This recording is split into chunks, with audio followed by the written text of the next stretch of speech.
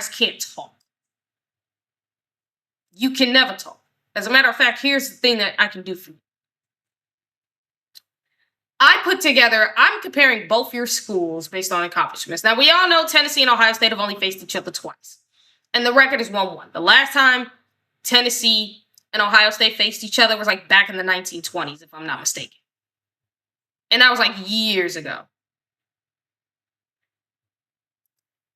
Tennessee's largest margin of victory against Ohio State, which was back in, let's see here. Okay, so this was 1995 was the first time they faced Ohio State and the only time. And that was by 6, 20-14. Ohio State's largest margin of victory, 25. Most recent, 2024. And if both them teams, and let me be real when I say this to Tennessee fans as well.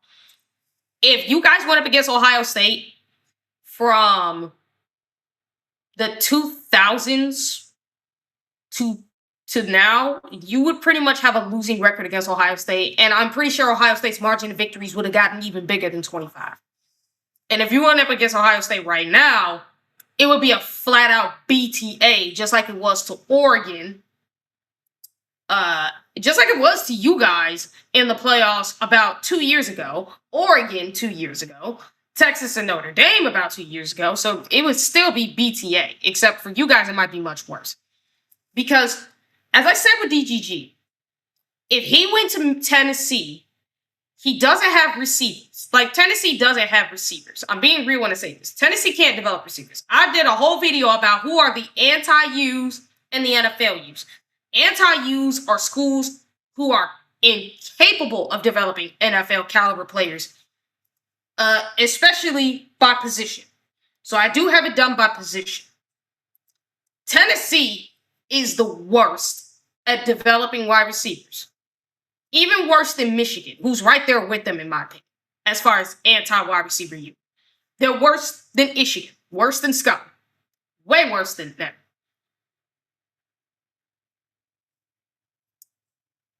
If you ask me about Tennessee, you haven't had great receiving play, if I'm not mistaken, going all the way back to what, the 1950s?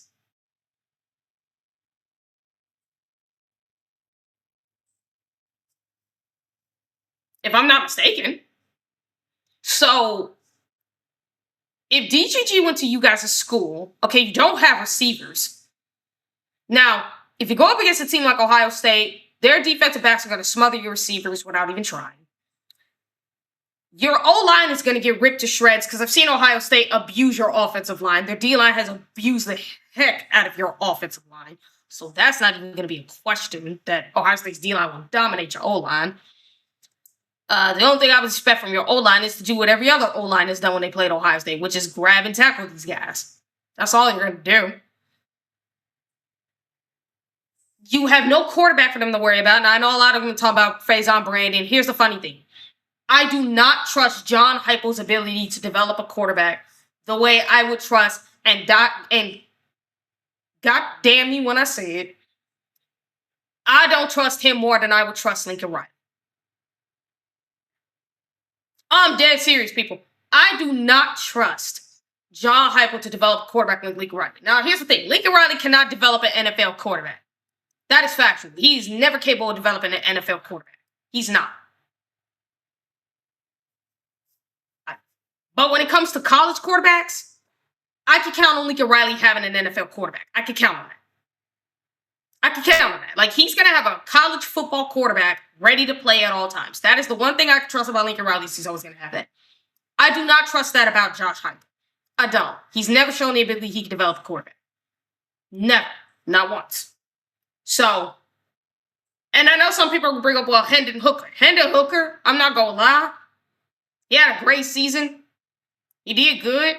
And after that, nothing happened. It's the one good quarterback you guys actually had under Heupel, which is terrible. Him, and you had potential with Nico Amalivia, but instead you guys paid this man $8 million. And then you refuse to give him more money than he leaves. And I noticed this pattern with Tennessee about you guys letting top, like, 5-star talent leave your school because being a part of Tennessee, what's the point? There is nothing to be a part of with Tennessee. Like, if Ohio State's defense is going up against your offense with DGG, Ohio State is just going to pin their ears back, and their entire target is going to be DGG because they're not worried about they're not worried about your receivers. I've already said it. You guys are not great at developing receivers. Even under Josh Heupel, your receivers ain't anything. Let's be honest. Your tight ends aren't all that. Your offensive line ain't hard to go up against. So, if you're going against a top-rated team like an Ohio State, like an Oregon, who's got more talent than you guys, like even Indiana, who, like, look, I got to see more Cignetti before even I believe he's this top-tier coach everybody hypes him up to be. I think he's a great coach, a top-3 coach. But number one is stretching it.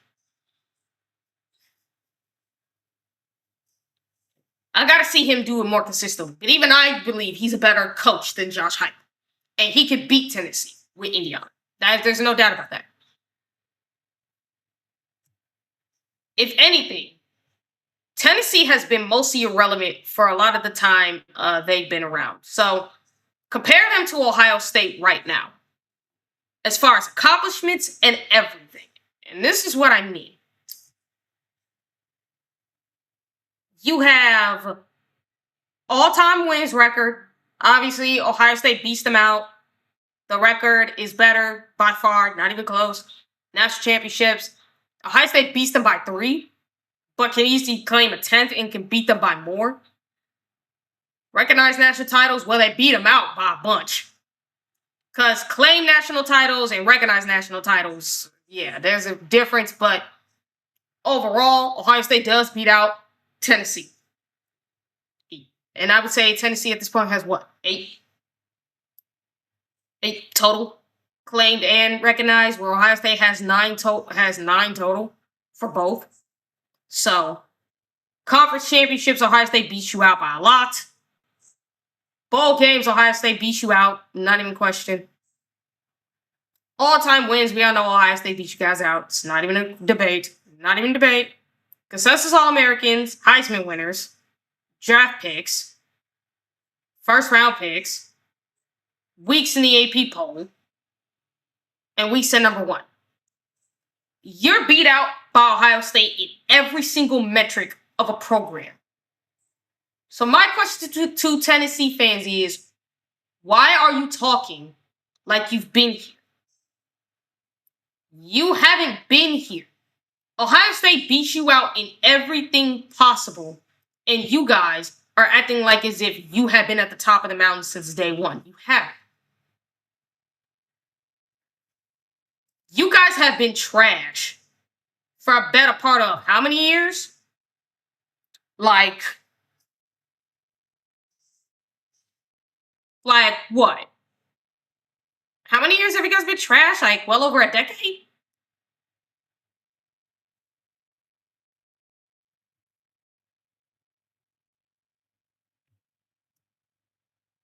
Here's what I need you guys to understand. And I mean this when I say this. I respect you, Tennessee. I respect what you've done as back in 1998 when you guys actually had things that went your way. I respect that. But for Tennessee fans, let's not act like as if you've done anything. Not to mention, when you think about it, let's think about your 4 best players you've ever had. The best players you ever had, there's only 4 of them that are mentioned as far as some of the greatest you've ever had. Peyton Manning being one, Alvin Kamara being another one. The other 2 who names I don't remember.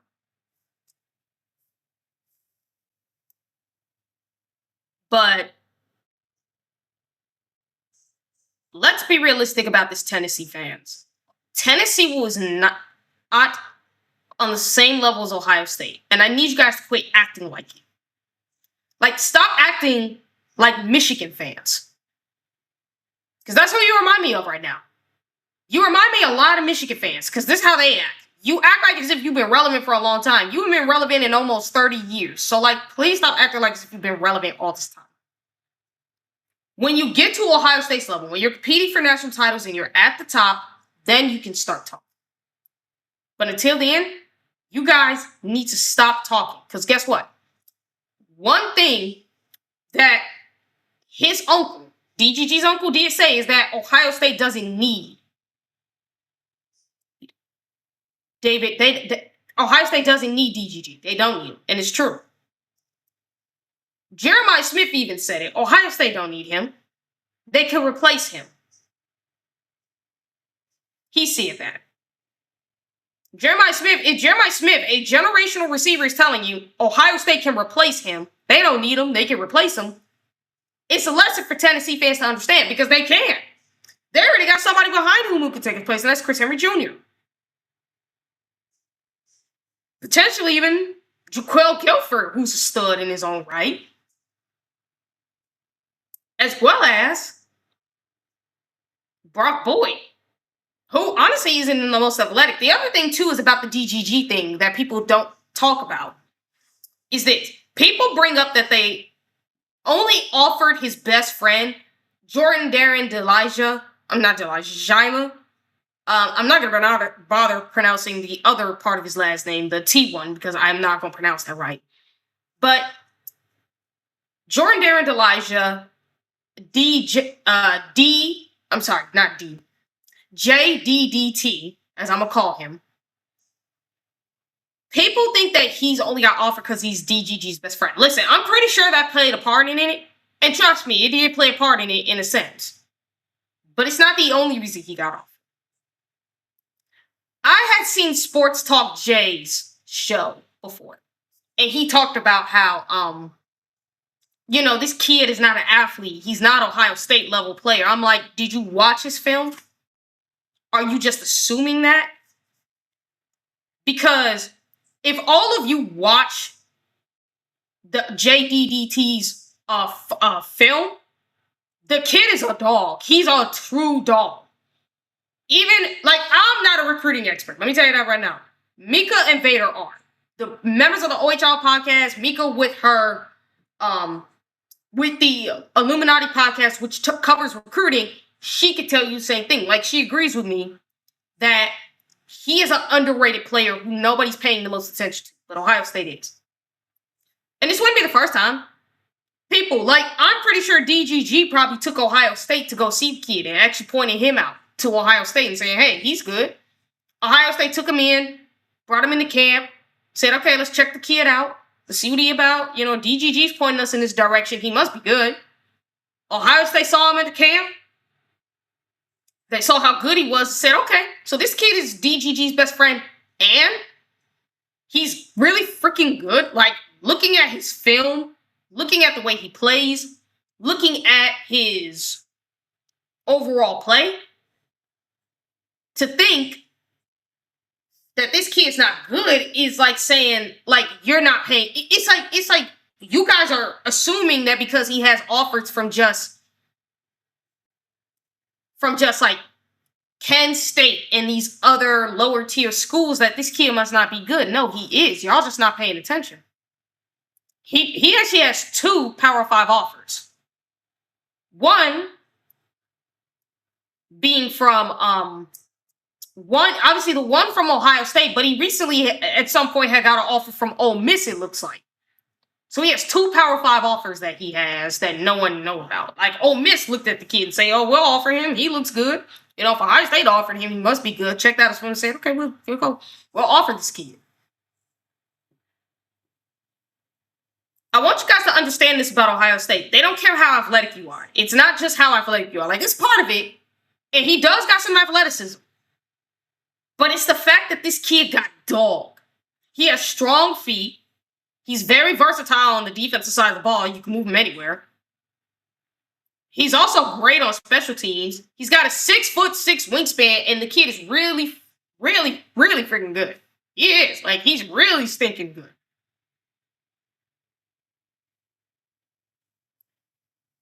So y'all need to start paying attention to these kids' tapes more often. I'm telling you.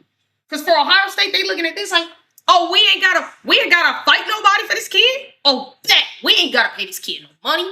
We ain't gotta fight nobody for him. Let him come to Ohio State because we see him, and I think Ohio State does see him as a 2nd round pick, potentially a 1st round, potentially.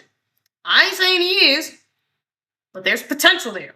Now, I think there is. Again, follow with Mika and Vader regarding recruiting because those 2 are better at that than I am. But when I look at this kid, I see a 2nd round pick. I can see it. Maybe even a 1st rounder. There's potential. It's potential. This kid is a dog. And they ain't got to fight nobody from, well, other than Ole Miss. But I think they'll win that one easily with Ole Miss. So, nah, man, I'm gonna tell you straight up. Like, I think when it comes to Ohio State, they love the fact that they got this kid. This kid is capable of playing at Ohio State. And again, if you want to look at players who aren't the most athletic who still played at Ohio State, James Laurinaitis is no different than this kid. He wasn't the most athletic linebacker they had. He was a 2-star linebacker, people, like a 2 or low tier 3-star linebacker, somewhere around that when he first came to Ohio State. He went from that to an absolute legend, people. James Laurinaitis went from a 2-star linebacker, 2 low tier 3-star linebacker who didn't get any offers to a freaking legend in the sport.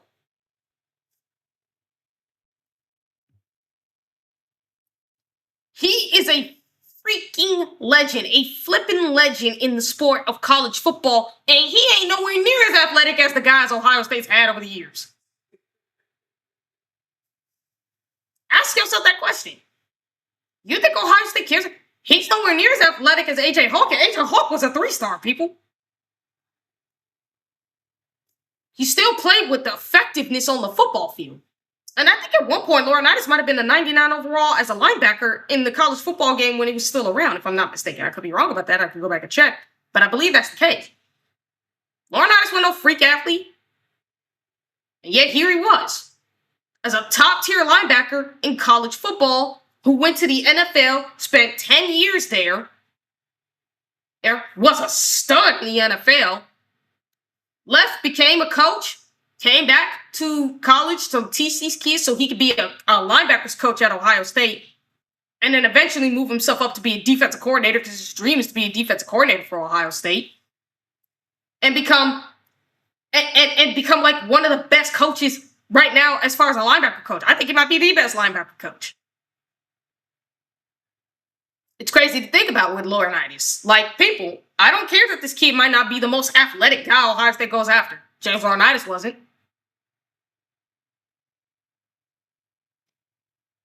James Laurinaitis wasn't, so what'd be the difference?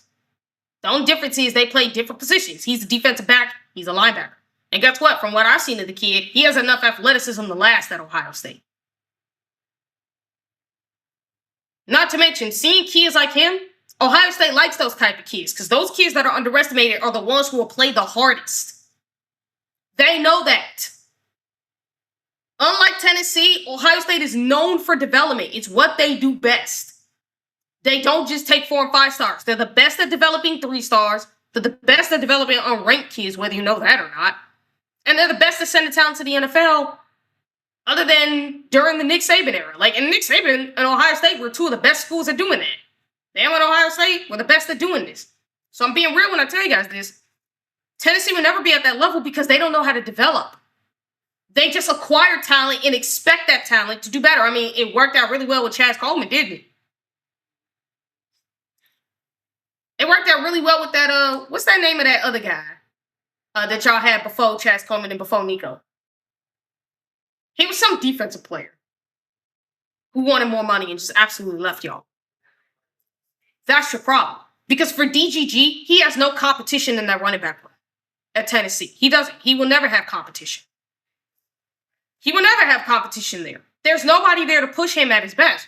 If he came to Ohio State, he has competition in that room. That's why Jeremiah Smith came to Ohio State, because he wanted competition at the Robinson room. He wanted competition from the defensive backs. He wanted to get tested every day. Because here's the reality. I've seen it with Bryce Underwood. That clown up north. If he's got a $12 million bag and he ain't got to work hard for it, people. Because there is nobody, and I mean absolutely nobody, that's going to challenge him for that position. That's what he thinks in his mind, because that's what you think. That's what happens when you pay these guys too much money. Because when you don't give them the incentive to try hard, they won't try. All right, guys, we'll take a little... But, yeah.